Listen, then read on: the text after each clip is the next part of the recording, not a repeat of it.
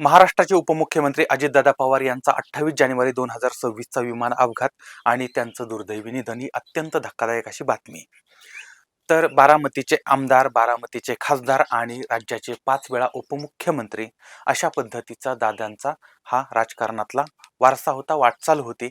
आणि अजितदादा जे आहेत ते बारामतीमध्ये जिल्हा परिषदेच्या ज्या निवडणुका होत्या त्या प्रचारासाठी आलेले होते आणि त्या दिवशी ते 4 सभांना संबोधित करणार होते. आणि यासाठी ते मुंबईवरून VSR एक कंपनी जी आहे त्या कंपनीचं खाजगी विमान आहे, त्या विमानाने ते बारामतीला मुंबईवरून निघालेले होते. विमानात बसण्याच्या अगोदर दादांनी एक ट्विट केलेलं होतं आणि त्या ट्विटमध्ये स्वातंत्र्य सेनानी आणि पंजाब केसरी लाला लजपत राय यांच्या जयंतीच्या निमित्ताने अभिवादन केलेलं होतं. पण दुर्दैवाने हे त्यांचं शेवटचं ट्विट ठरलेलं होतं. ज्यावेळेस ते विमानात बसले त्यावेळेस त्या विमानामध्ये महाराष्ट्राचे उपमुख्यमंत्री अजितदादा, त्याचबरोबर ती विदीप जाधव हे मुंबई पोलीस सुरक्षा अधिकारी PSO त्यांच्याबरोबर ती होते. त्याचबरोबर ते कॅप्टन सुमित कपूर हे पायलट होते.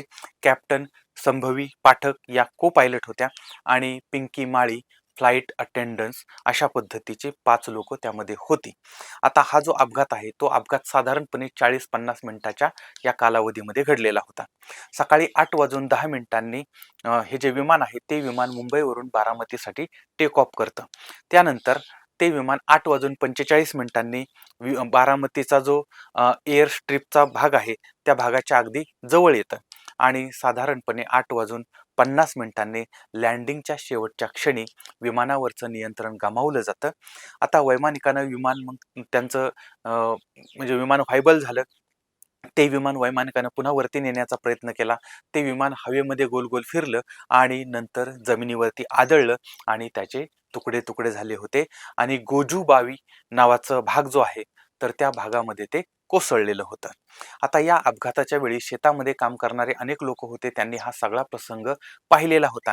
म्हणजे विमानतळावरती विमान उतरत होतं पण अचानकपणे ते पुन्हा आकाशामध्ये गेलं, हवेमध्ये 2-3 वेळा गोल गोल फिरलं आणि खाली कोसळलं आणि खाली आदळताच विमानाचे एकामागून एक असे मोठमोठे स्फोट झाले आणि विमानाचे लोखंडी भाग आणि त्याचे इतर अवशेष जे आहेत ते जोराने उडाले आणि लोकांच्या छतापर्यंत पोहोचले, असं काही प्रत्यक्षदर्शी लोकांनी सांगितलेलं आहे.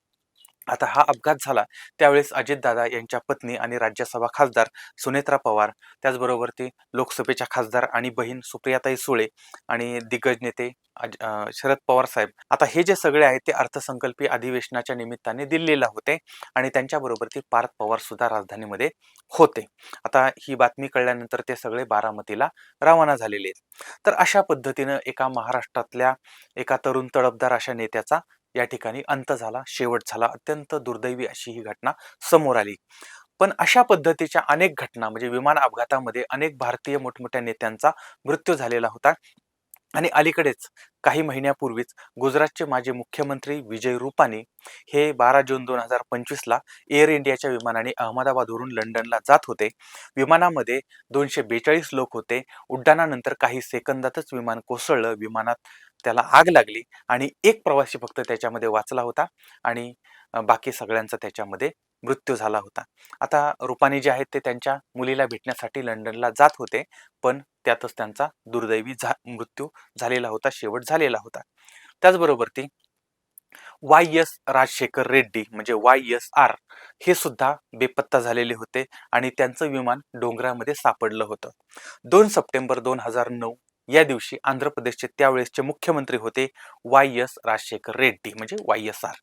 तर यांचं हेलिकॉप्टर विमान अपघातामध्ये निधन झालेलं होतं आणि राजशेखर जे आहेत ते सकाळी साधारणपणे 8:38 चित्तूर जिल्ह्यातील एका कार्यक्रमासाठी म्हणजे सहभागी होण्यासाठी बेगमपेठ या ठिकाणावरून निघाले होते आणि सकाळी साधारण 10:30 वाजता कार्यक्रमाला त्यांना पोहोचायचं होतं, पण ते त्या वेळेवरती पोहोचले नव्हते आणि हेलिकॉप्टर हवेतच गायब झालं होतं.